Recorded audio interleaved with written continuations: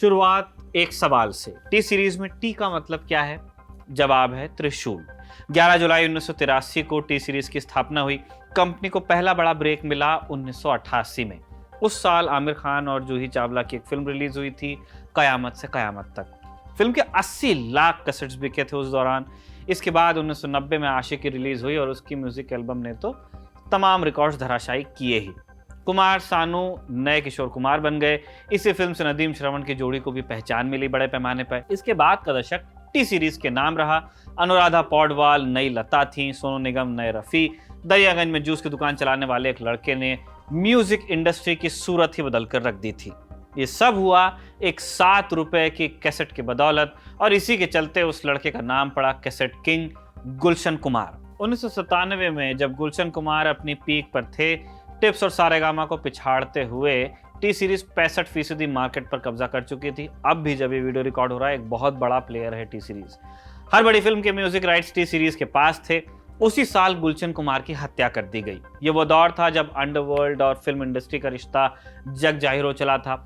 Real estate चरमरा रहा था और अब फिल्म इंडस्ट्री के लोग अंडरवर्ल्ड के निशाने पर थे, क्योंकि लॉन्ड्रिंग भी उस तरह से की जाती थी। गुलशन कुमार की हत्या में भी अंडरवर्ल्ड का हाथ था। हत्या की चार्जशीट में अबू सलेम का नाम था, लेकिन जब भी अदालत में उसका नाम आया, उसके नाम के आगे एब्सेंट लिख दिया गया, तब भी जब वो मुंबई में ही आर्थर रोड जेल में सजा काट रहा था।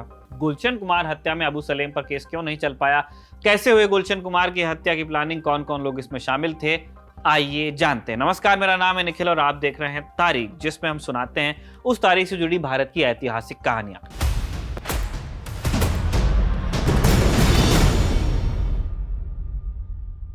आज 12 अगस्त है और आज की तारीख का संबंध है गुलशन कुमार हत्याकांड से। 12 अगस्त 1997 की तारीख थी। मंगलवार का दिन था। 42 साल के गुलशन कुमार पूजा की थाली लेकर अपने घर से निकलते हैं बंबई में। लोखंडवाला कॉम्प्लेक्स, जहां बॉम्बे फिल्म इंडस्ट्री के कई सितारे रहते थे उस दौरान, वही गुलशन कुमार का बंगला भी था। घड़ी 10:10 बता रही थी जब सफेद कुर्ता और सफेद सैंडल पहने गुलशन कुमार अपनी मारुति एस्टीम से उतरे, मरून रंग की। सामने उनके था शिव मंदिर। जीत नगर में बनाए मंदिर करीब 4 साल पहले गुलशन कुमार को दिखा था। भगवान शिव पार्वती के भक्त गुलशन कुमार ने महंगे टाइल लगाकर मंदिर को नया बनवाया। तब से हर सुबह शाम वो इस मंदिर में दर्शन करने जरूर आते। रूटीन फिक्स था और इस रूटीन पर नजर थी 3 लोगों की। उस दिन ताक लगाए गुलशन कुमार के इंतजार में, जो कि खड़े भी थे। आगे क्या हुआ, इससे पहले आपको थोड़ा पीछे चलना होगा ये समझने के लिए कि गुलशन कुमार पर नजर रखने वाले ये लोग कौन थे और इस नजर रखने की वजह क्या थी। पूरी कहानी की शुरुआत होती है 7 जून 1994 से। जावेद रियाज सिद्दीकी नाम के एक फिल्म प्रोड्यूसर होते थे।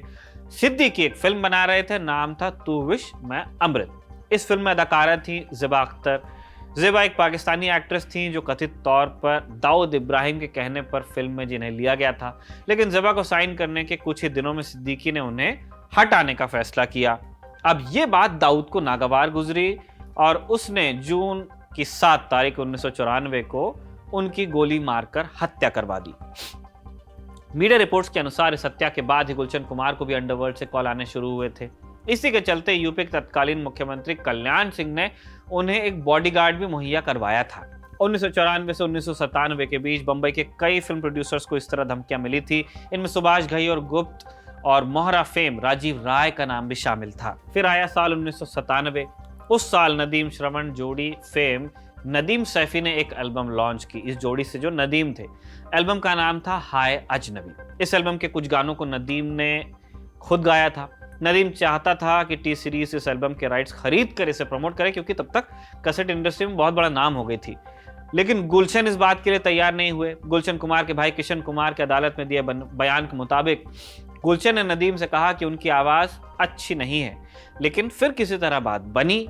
टी सीरीज ने राइट्स खरीद लिए, प्रमोशन के लिए एक वीडियो भी बनाया, लेकिन एल्बम फ्लॉप हो गया। नदीम ने इसका दोष गुलशन कुमार को दिया। उसे लगता था कि ठीक से पब्लिसिटी न होने के चलते फिल्म फ्लॉप हुई है। अदालत में किशन कुमार ने बताया कि एक मुलाकात के दौरान नदीम ने गुलशन को देख लेने की धमकी भी दी थी। इसके बाद 5 अगस्त 1997 को गुलशन कुमार के पास एक कॉल आया। दूसरी तरफ अंडरवर्ल्ड डॉन अबू सलेम की आवाज थी और अबू सलेम ने कहा, वैष्णो देवी में रोज लंगर खिलाते हो, कुछ हमें भी खिलाओ। सलेम ने ऐसा कहा जाता है। इसके बाद सलेम ने 10 खोखे यानी कि 10 करोड़ की मांग रख दी। इसी कॉल में सलेम ने पूछा कि तुमने नदीम के एल्बम को सही से प्रमोट क्यों नहीं किया। तब गुलशन कुमार ने जवाब दिया कि नदीम की आवाज अच्छी नहीं है, इसलिए एल्बम फ्लॉप हुआ, इसमें मेरे प्रमोशन का कोई लेना देना नहीं था। इसके बाद 9 अगस्त को एक बार फिर अबू सलेम का कॉल आता है। किशन कुमार अदालत में बताते हैं कि इस कॉल में दोबारा पैसों की मांग की गई। सलेम ने कहा कि तुम अंडरवर्ल्ड को हल्के में ले रहे हो। खास बात यह थी कि सलेम ने इसमें बम्बई पुलिस का जिक्र भी कर दिया था, कहा था कि तुम अभी तक पुलिस के पास नहीं गए, मतलब तुम हमें सीरियसली नहीं ले रहे। सलेम ने आगे कहा कि आगे जो भी होगा उसकी जिम्मेदारी तुम्हारी होगी, और यह कहकर उसने फोन पटक दिया। इन धमकियों के बावजूद गुलशन कुमार पुलिस के पास नहीं गए। उनके दोस्तों ने उन्हें पुलिस के पास जाने को कहा था, लेकिन उन्हें लगता था कि पुलिस के पास जाने से कोई खास फायदा नहीं होगा। लेकिन गुलशन कुमार गलत थे। 1 महीने पहले ही निर्देशक राजीव राय पर हमला हुआ था, लेकिन उन्हें पुलिस प्रोटेक्शन मिली हुई थी, जिसके चलते उनकी जान बच गई। उससे पहले अबू सलेम ने सुभाष घई पर हमले की प्लानिंग भी की थी, लेकिन पुलिस ने उसके लड़कों को पहले ही पकड़ लिया। इस घटना के बाद इंडियन एक्सप्रेस की एक रिपोर्टर ने अबू सलेम से बात भी की थी। रिपोर्टर ने सलीम से पूछा कि क्या तुम्हारी धमकियां सिर्फ कोरी हैं? सलीम ने तब जवाब दिया था कि सिर्फ 1 हफ्ता और इंतजार करो। वह हफ्ता आया अगस्त में। उस दिन गुलशन कुमार का गार्ड भी उनके साथ नहीं था। तबीयत खराब होने के चलते वो घर ही रुक गया था। 10:40 पर गुलशन कुमार मंदिर से पूजा करके अपनी गाड़ी की तरफ वापस आते हैं। कुछ कदम चलते ही कुमार को अपनी कनपट्टी पर एक रिवॉल्वर महसूस होता है। कुमार देखते हैं नीली जीन्स पहने लंबे बाल वाला एक आदमी खड़ा था। कुमार कहते हैं, ये क्या कर रहे हो? दूसरी तरफ से जवाब आता है, बहुत कर ली पूजा, अब ऊपर जाकर करना। एक गोली चलती है और कुमार के माथे को छूकर निकल जाती है। वो जमीन पर गिर जाते हैं। पूजा का सारा सामान भी बिखर जाता है। कुमार भागने की कोशिश करते हैं। वो पास में मौजूद एक घर में मदद की गुहार भी लगाते हैं, लेकिन उस घर में मौजूद औरत दरवाजा बंद कर देती है। कुमार एक और दरवाजा खटखटाते हैं, वहां से भी कोई मदद नहीं मिलती। उनका ड्राइवर रूपलाल सूरज कलश उठाकर हमलावरों की ओर फेंकता है। रूपलाल के दोनों पैरों में गोली लग जाती है और वो भी वहीं गिर जाता है। इसके बाद हमलावर गुलशन कुमार के पास पहुंचते हैं। कुमार अब एक सार्वजनिक शौचालय के पास खड़े थे। 2 लोग कुमार पर गोली चलाते हैं। कुल 16 गोलियां उनकी पीठ और गर्दन पर लगती हैं। वो दीवार से सहारा लेने की कोशिश करते हैं, लेकिन वहीं निढाल हो जाते हैं। जिन फिल्मों के लिए कुमार संगीत देते थे, उनके किसी सीन की तरह ही ऐसा हुआ। उनके ऊपर दीवार पर एक टाइल लगी थी जिस पर देवी का चित्र था। कुल 2 मिनट में सारा खेल खत्म हो जाता है। तीनों हमलावर पास खड़ी एक टैक्सी के ड्राइवर को बाहर खींचकर निकालते हैं और टैक्सी लेकर फरार हो जाते हैं। आधे घंटे बाद पुलिस आती है। गुलशन कुमार को नजदीक के कूपर हॉस्पिटल ले जाया जाता है, जहां डॉक्टर उन्हें मृत घोषित कर देते हैं।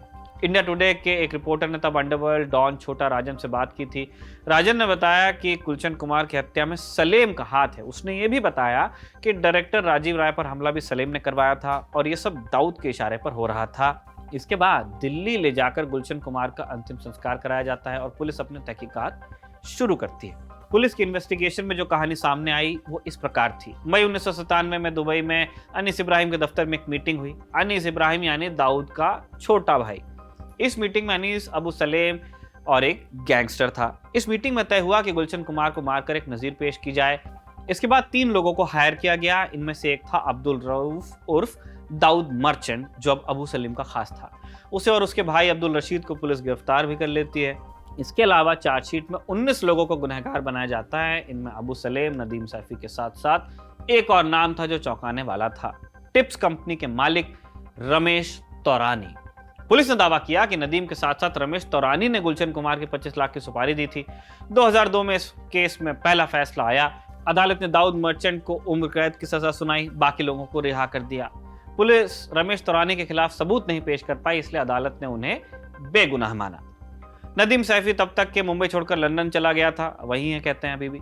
सरकार की तरफ से उसके प्रत्यर्पण की कोशिश की गई, लेकिन ब्रिटिश अदालत ने उसके खिलाफ पेश किए साक्ष्यों को अपर्याप्त मानते हुए प्रत्यर्पण से इनकार किया। बाद में नदीम ने ब्रिटिश नागरिकता भी ले ली और कभी भारत नहीं लौटा। जहां तक अबू सलीम की बात है, उसे 2005 में पुर्तगाल से भारत लाया, लेकिन उस पर कभी गुलशन कुमार की हत्या का केस नहीं चला, क्योंकि कारण इसका यह था, पुर्तगाल और भारत के बीच जो समझौता हुआ उसके तहत ये व्यवस्था दी गई थी कि वही केस चल सकते हैं अबू सलीम पर जिन पर सहमति बनी हो, और इस लिस्ट में गुलशन कुमार हत्या का केस था नहीं। इसलिए 2005 में केस की सुनवाई के दौरान अबू सलीम को एब्सेंट माना गया, जबकि वो कुछ दूर आर्थर रोड जेल में बंद था। इस केस में आखिरी फैसला साल 2021 में आया था, जब अदालत ने अब्दुल रऊफ उर्फ दाऊद मर्चेंट और उसके भाई अब्दुल रशीद को उम्र कैद की सजा सुनाते हुए कहा कि नदीम सैफी और अबू सलेम के कहने पर हत्या को अंजाम दिया गया, लेकिन तकनीकी कारणों के चलते अबू सलेम पर केस नहीं चल पाया और नदीम सैफी आज तक भारत आया नहीं। इसलिए इस केस में इंसाफ कितना हुआ ये तो नहीं कहा जा सकता, लेकिन इतना जरूर है कि गुलशन कुमार की लेगेसी आज भी जिंदा है। टी सीरीज आज भी संगीत की दुनिया का सबसे बड़ा नाम है भारत में। इसी के साथ आज का एपिसोड यहीं पर खत्म करते हैं। कल आपसे फिर मुलाकात होगी, इस उम्मीद के साथ जाते हैं। तारीख का ये एपिसोड लिखा था हमारे साथी कमल ने और कैमरे पर रिकॉर्ड किया था हमारे दोस्त जतिन ने। देखते रहिए दिल ललन टॉक।